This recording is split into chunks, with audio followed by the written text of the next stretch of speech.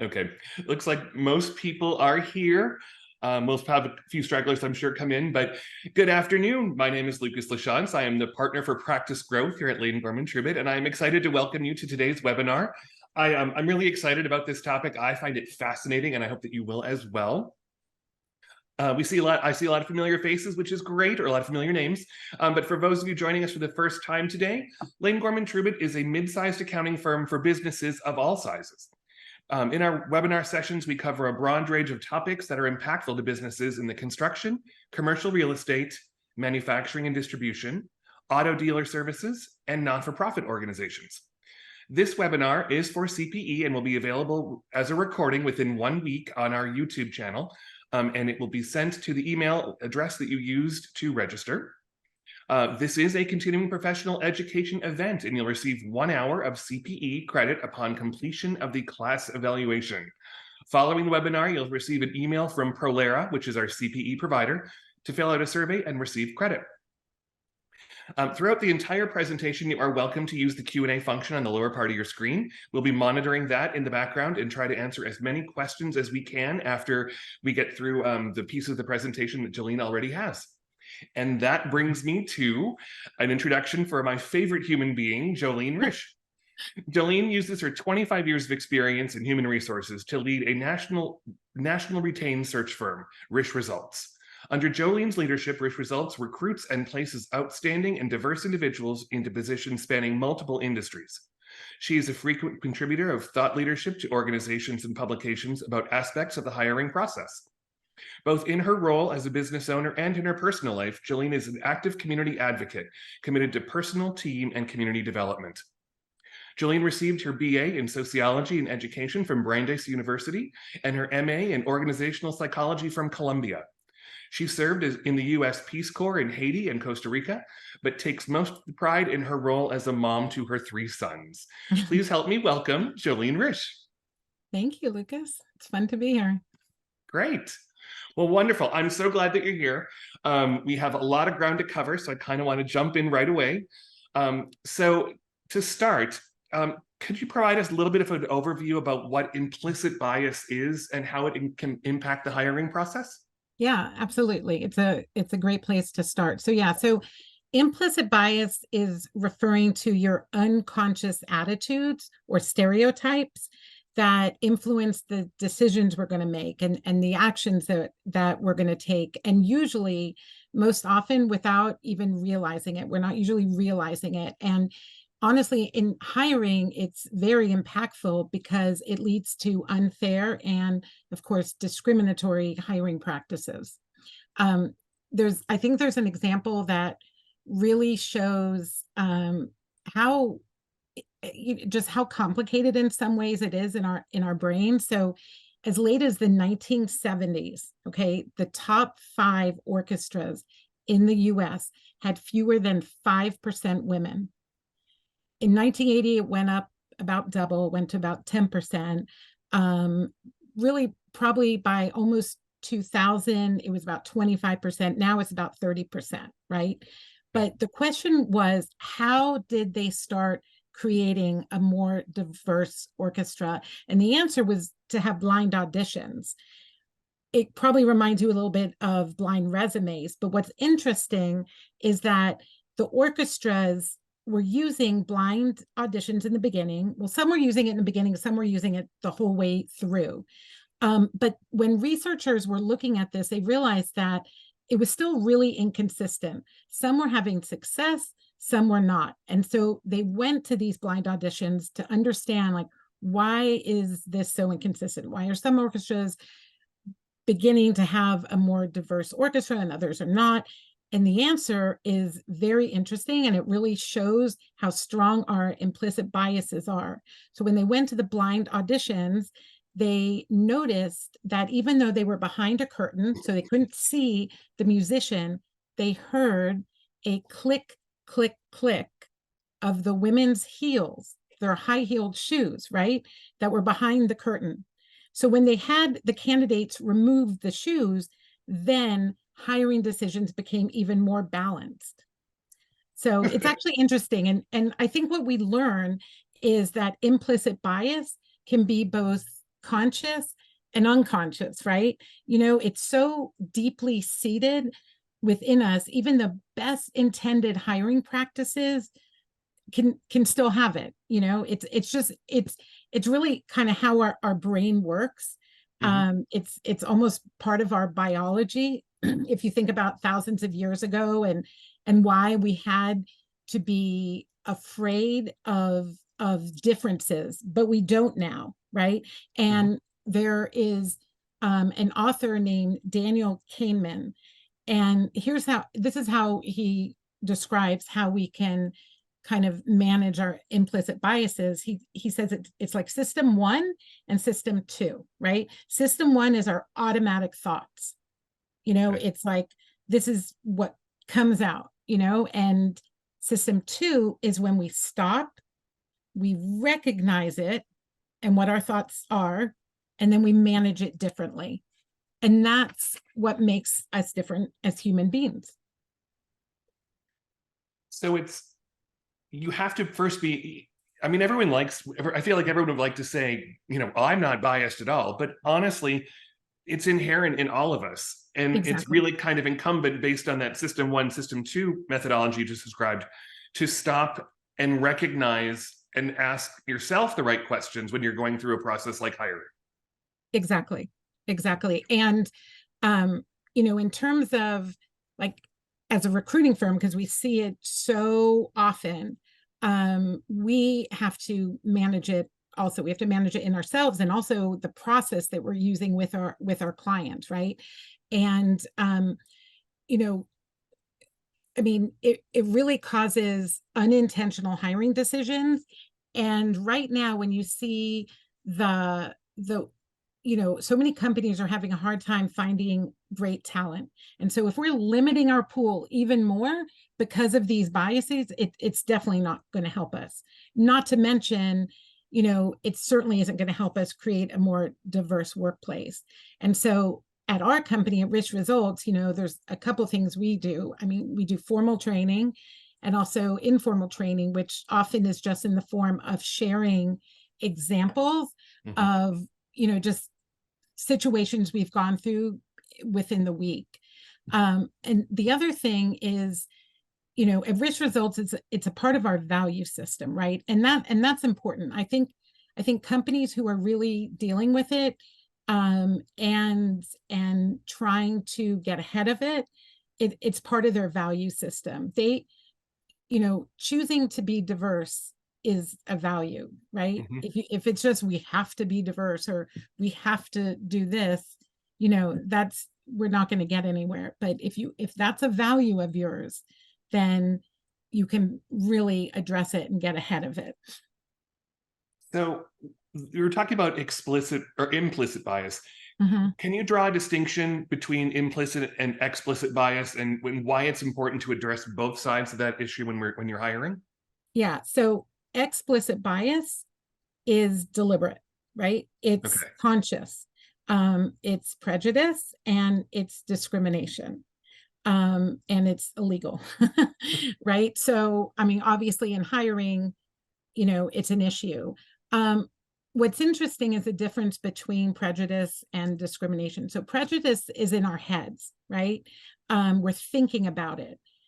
Discrimination is when we act on it, right? And so we can work through implicit biases and thoughts that could be prejudice if we learn to identify them and manage them. Again, like system 1 and system 2. I mean, all good people have biases, but again, it comes down to what are we going to do after, you know, it enters our head, so to speak.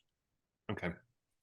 So I feel like there are a lot of different kinds of implicit bias. What are some of the examples? What are some of the things that you see when you're working with folks trying to place people? Yeah, so there are a lot of biases that show up in the recruiting process, and after this hour, I think you're going to send out to people who attended a little workbook that I've prepared. And one of the pages in the workbook talks about some of the most common unconscious biases that come up a lot in the recruiting process. Halo effect, horn effect. The ones I have on the workbook are halo effect, horn effect, affinity bias, and conformity bias.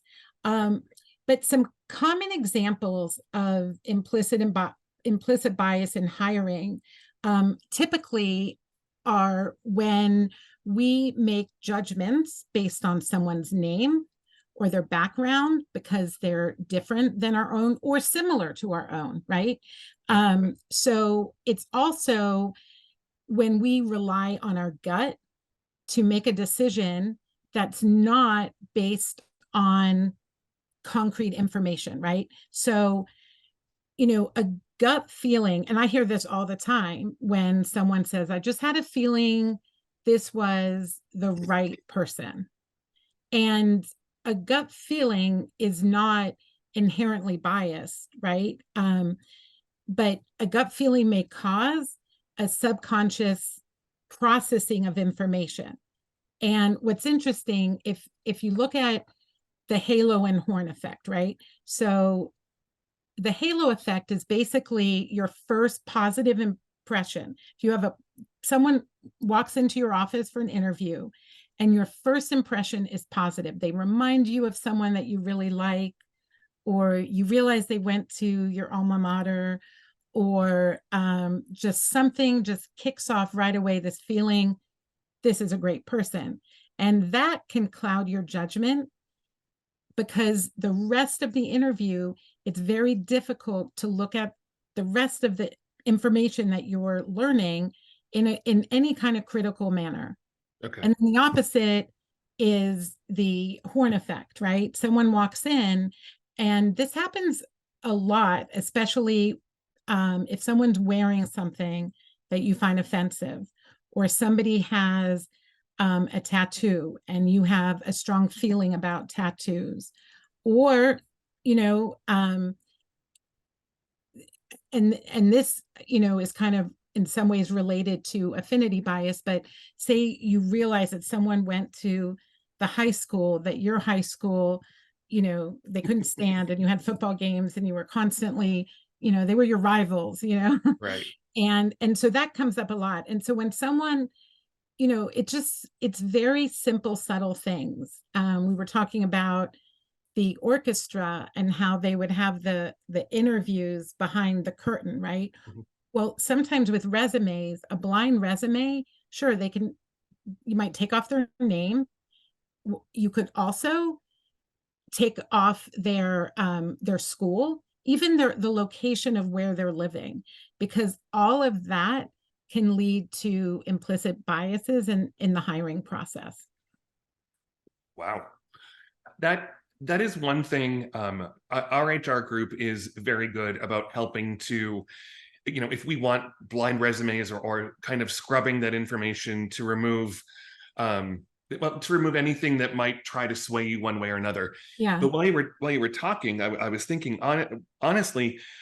I volunteer with several different not-for-profit organizations, many of whom have scholarship committees. Okay. And with my liberal arts background, I am frequently on the scholarship committee to review the essays of individuals that are applying for scholarships from the different organizations.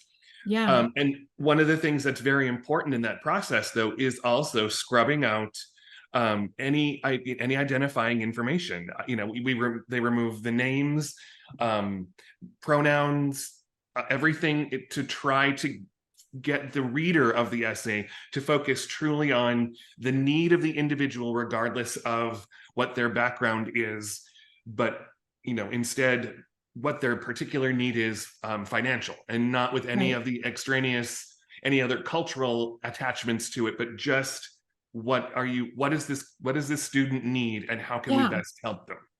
Yeah. And so when you've reviewed the essays, most of the information has been scrubbed. And so what is that like, reviewing the essay? It allows you to what? Well, it allows me to focus on the actual need of the student, as opposed to making any periphery judgments or implicit, or try to limit the amount of implicit bias that can be introduced to that. Right. Yeah. And then also, I'm not the only person who reviews the essays. Yes. I am one of several people who, well, not the essays, the applications. So Yes. other people are weighing in on the other factors. And I Yeah. like the idea that without too much information there about the demographics, I can really focus on, does this student rise to the level of being the one that we need to help the most, or this group of students? Right. And you just said something really interesting, and that's that you're one of a few people who's going to review the resume. And so what's interesting is in government, for government jobs, you're required to have 3 people on a panel, right? Okay. And so with 3 people on a panel, there's less chance for bias. Also, when you state an opinion, like I like this person, you need to say why. You need to say why you made that decision. You need to be able to justify your opinion. And a lot of companies use panels, or at least use a multi-step process in recruiting. What I would say is important is, number one best practice for doing a panel. I'll just throw this out there, is for each person on the panel to be responsible for a different area. So you're focusing on one area. So maybe someone is going to focus on values, and do they have similar values to that of your company? And one person is going to focus on the technical skills, and one person is going to focus on their experience, And so by doing that, you're not going to be influencing each other. And another best practice kind of related to that is not sharing information until all the notes are there. Okay. So it's amazing how much we can influence other people. So say you have a multi-step process in recruiting, and you just heard from somebody that they interviewed this amazing candidate, and that person is senior to you. If you, right? If you're going to, if you pick up something that doesn't seem right for your company, maybe it's a value, maybe it's a skill that you just really don't believe they have enough experience in, something like that, it's going to be very hard for you to be able to tell someone senior to you who already loves this candidate how you really feel. So be careful sharing information in between the steps, unless you're saying, I'd like to get more information in a certain area. Can you do some focus questions in X, Y, or Z? Okay. So that would be a little bit different. But I mean, one thing that we work really hard at Risch Results and in recruiting is that the process is structured. And we're focused on objectives. We're focused on objective criteria, right? So we know in advance what we're looking for, what are the values of the companies we're interviewing for. We want to know what the objective criteria is so that we can make the most fair decision. And that's just another way to help us control what all humans have, which is, biases. So focusing on the objective criteria that you need to have a successful employee. Perfect. So 2 key takeaways so far. If you're looking for things to put in your toolbox to combat implicit bias, one would be, if possible, have a multi-step process. Yeah. And a defined multi-step process on how you're going to approach bringing candidates in. And another good best practice to combat that gut feeling is to have more than one person, whether it's a panel interview or something like that, where people focus on specific aspects of the resume. Yeah. And one more thing I'm going to throw out there that I think we all can use, and we can all use it a lot, which is training, right? Because if you don't have, when you get that feeling when someone walks into your office and you're like, I'm not sure what it is, but something's not sitting right for me, you should be able to get to the point where you could say, that's the horn effect, right? So I need to be careful now and look at the criteria and understand how I'm going to interview this person, because I don't want that to impact the entire interview. So training, huge. Okay. Yeah. Your two-system model, understanding Yeah. that the implicit biases exist, and then acknowledging that they exist within us, and making Yeah. sure that you're doing whatever you can to minimize that. Yes, exactly. Exactly. Okay, well, great. All right, I'm going to shift gears for a second because I just came back from a conference where everyone is all abuzz with AI and machine learning. So tell me how you see machine learning and AI fitting into the hiring process to help mitigate bias. And I'm really curious to hear everything you learned, but in terms of implicit bias, so technology can definitely play an important role. It can, I mean, there's a number of different ways. Well, first of all, it can address biases using algorithms to screen candidates objectively, right? Okay. AI systems can be used to identify biased language that often show up without us realizing it in the job descriptions Okay. that we're using to post jobs, right? Um, AI is best used when it learns from your organization, right? And so the whole nature of AI is that as you're putting in more information, it's learning about you and your organization. Well, AI also can be biased if the information that you're putting in is biased information. And so Okay. I think that's important to keep in mind. Um, there's there's a lot of directions companies can go.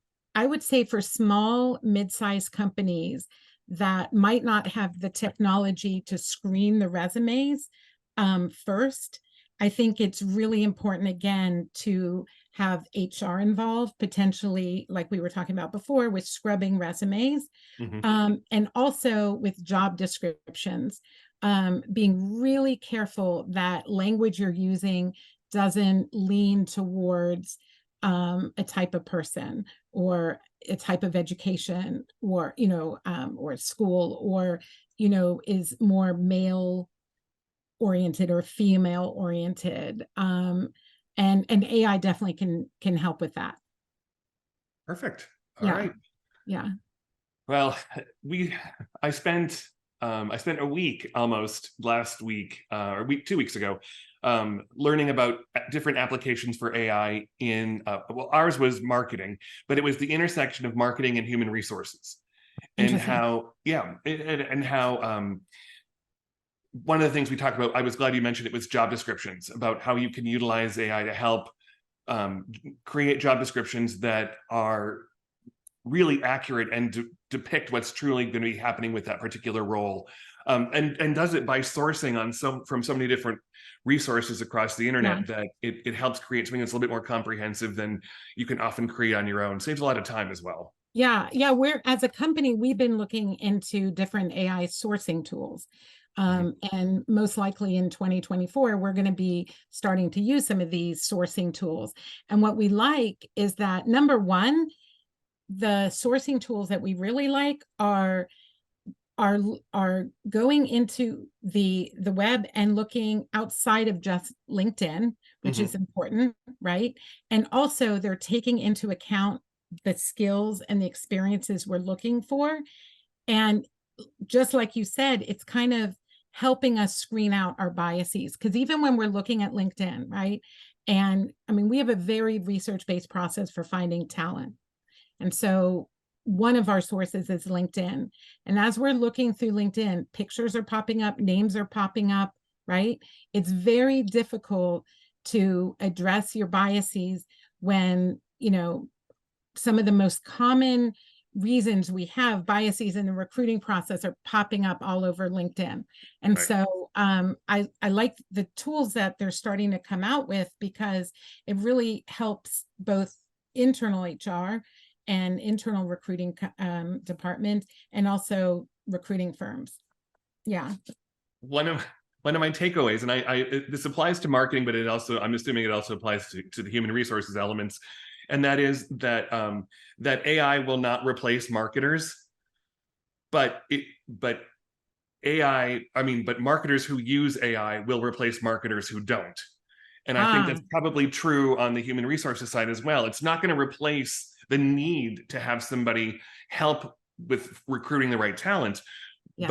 but those that use the tools will be the ones who are successful in that process. Yeah, and that brings up a really good point. So as a company, we very much value the idea that we're helping to create communities with less bias. This is something really important to us, right? Okay. And so one of the things we try hard to do as a company is to be able to present to the clients that are asking us to fill certain positions with a diverse candidate pool, right? And so when we're sourcing in one space and we notice that everyone seems to be similar in some area or another, we have to be, as a human being, we have to be conscious of the fact that we now need to look elsewhere. We need to find other resources, other organizations that are not showing up in the source that we are looking at. So for example, if all of my controllers, if I'm working on a controller position, are starting to look similar in some ways, whether it's experience or, race or gender, or I want to make a concerted effort at scrubbing and researching other accounting organizations, finance organizations that might be representing other communities. So yes, there is definitely a human element. Well, and that leads right into my next topic, which is diversity, equity, and inclusion. So beyond the hiring process, how can organizations foster those types of inclusive cultures that will ensure that you get the diversity and equity throughout the entire life cycle for an employee? So from the beginning, at initial contact and sourcing, all the way through their career. Yeah. Yeah. And we definitely, I'll give some thoughts, and then I want to hear a little bit more about Lane Gorman Trubit and what you're doing, because you're definitely known for the types of programs that you do, a lot of DE&I programs, and also a really diverse workforce within Lane Gorman Trubit. But what I would say is fostering inclusive cultures, it's ongoing. It has to be an effort, and leadership needs to set an example, right? So leadership needs to be an example all the way through of promoting a culture of belonging. And what's interesting is I think it's so important because it's kind of the next step, as you say. So, when you have a recruiting process that allows you to build a diverse workforce, a diverse company, it is crucial then to be looking at the next step, which is your culture of belonging and inclusivity. And what are you doing? And I think, there's so many best practices out there. I'm really curious about what you're doing. Well, in my opinion, I think there's an undeniable case for DE&I as part of, excuse me one second. I think there's an undeniable case for DE&I in the business world, just because I think it's so difficult to find the right talent for any organization, and particularly accountants. And there are a ton of statistics that are pointing that there are fewer and fewer accountants graduating from college, and the pipeline is shrinking. So getting the right people at the firm is very important. And I think that there's a very strong business case that can be made for employees when they contact and interact with a company, even before they're hired and brought on board. The company is already demonstrating their values. Yeah. And then once an employee feels comfortable enough to bring their authentic self to work, they're a lot more engaged than if they felt that they had to shelter different aspects of their personality or their life from the work that we do. And I never ever would have stayed at LGT long term if it hadn't been an environment where I knew that I could be myself, and that being part of the LGBTQ community wasn't going to be something negative that would hold me back in my career. So I think that there's very much a strong case for bringing creating an environment where people can be themselves and their authentic selves at work. Right. You know, I think our HR group does an amazing job at looking at and sourcing candidates from a variety of places, not just the traditional 3 or 4 universities, for example, that are around here in Dallas, but casting a much wider net and working with organizations within those universities that promote and spotlight traditionally underserved communities, particularly in the accounting profession. Yeah. I mean, those are absolute best practices. And you kind of touched on two things in terms of recruiting. One is casting a wider net, right? When you're looking for the right candidates, are you going outside of your network? That's the key. Going outside of your network, casting a wider net, using research to find the right people.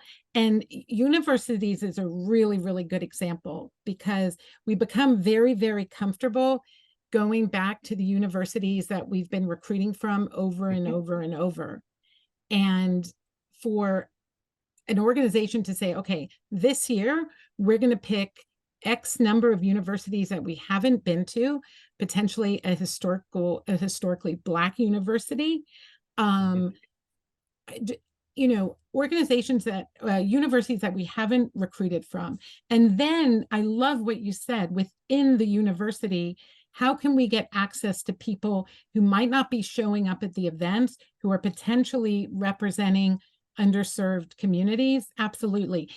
I think it's up to us to go, you know, as leaders, to figure out ways to go the extra mile, right?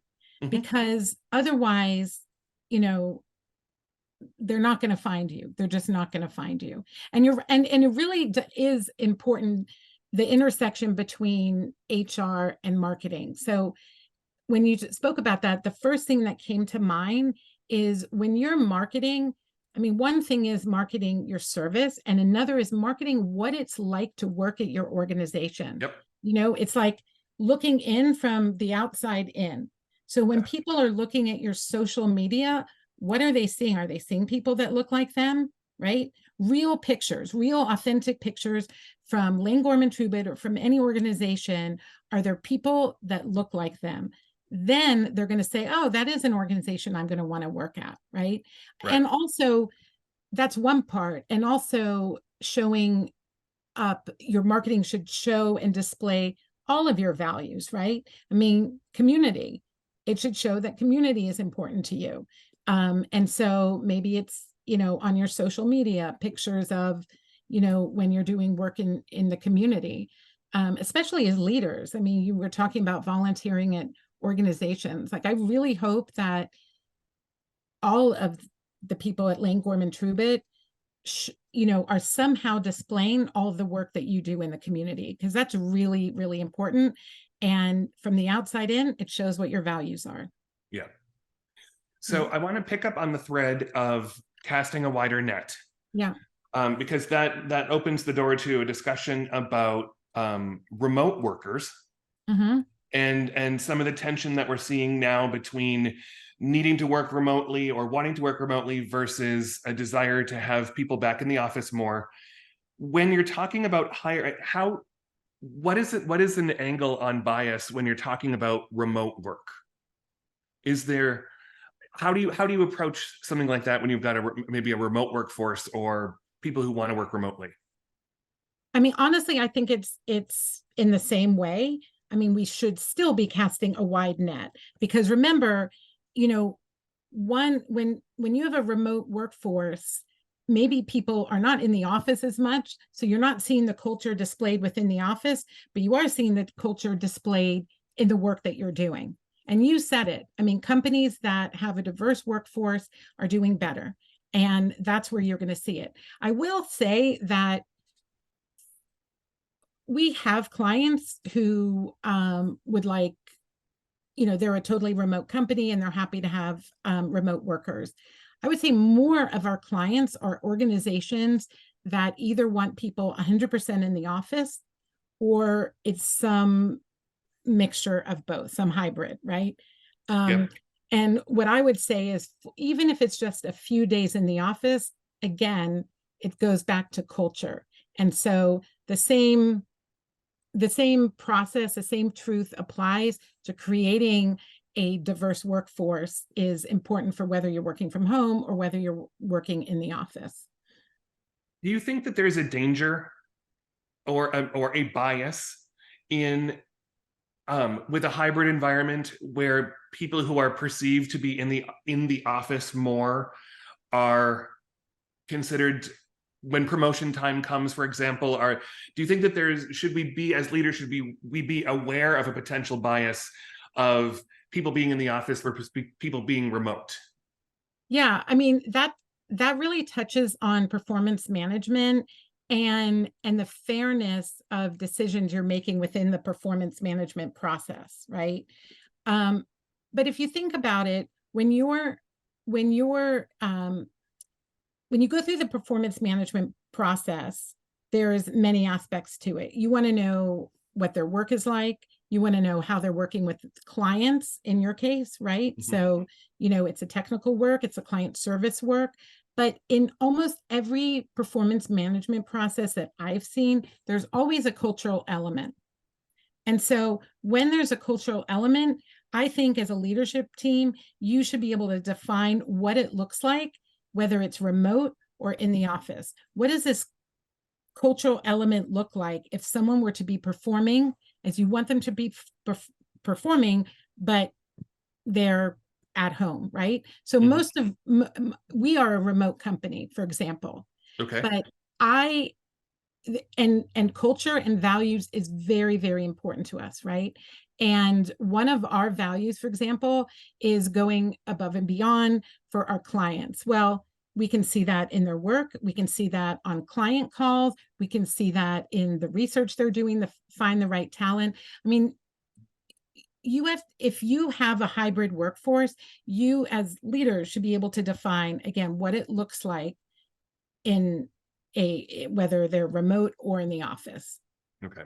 All right. And yes, admit that there could be biases if you're seeing people more, and then I think you have to address it. I think you have to address it as a company. Yeah. Okay. What is your work schedule at Lane Gorman?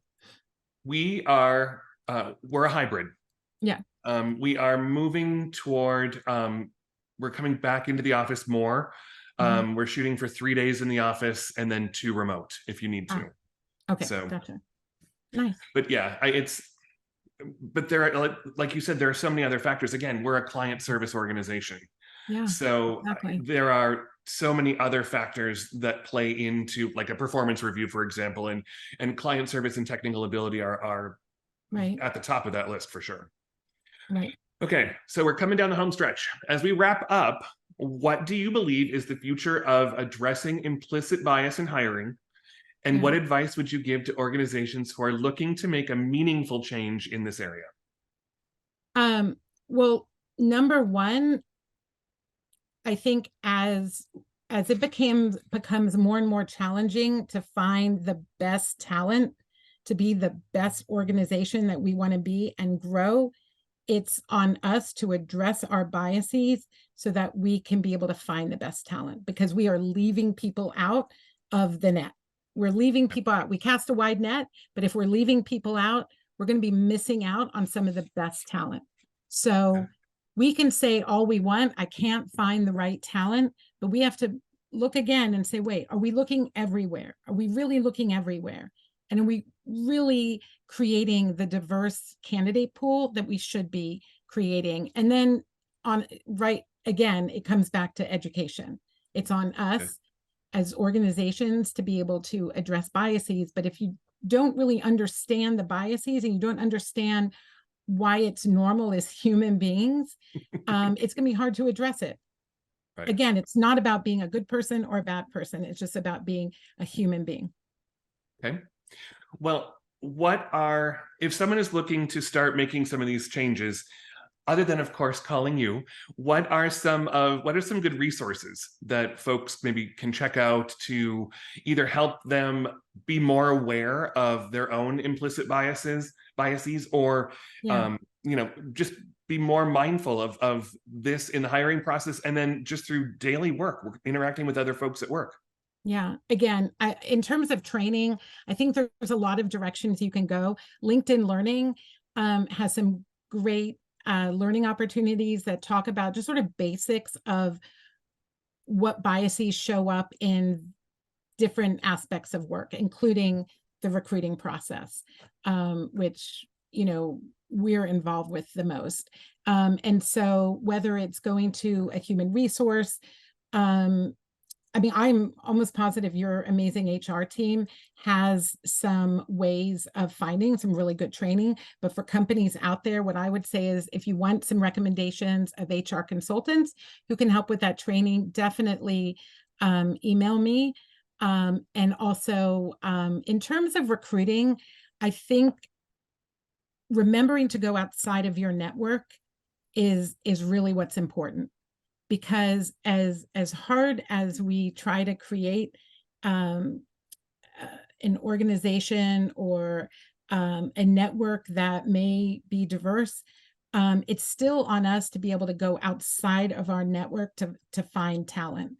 Really, and remember, to find great talent, it's got to go beyond posting on LinkedIn or posting on Indeed, right?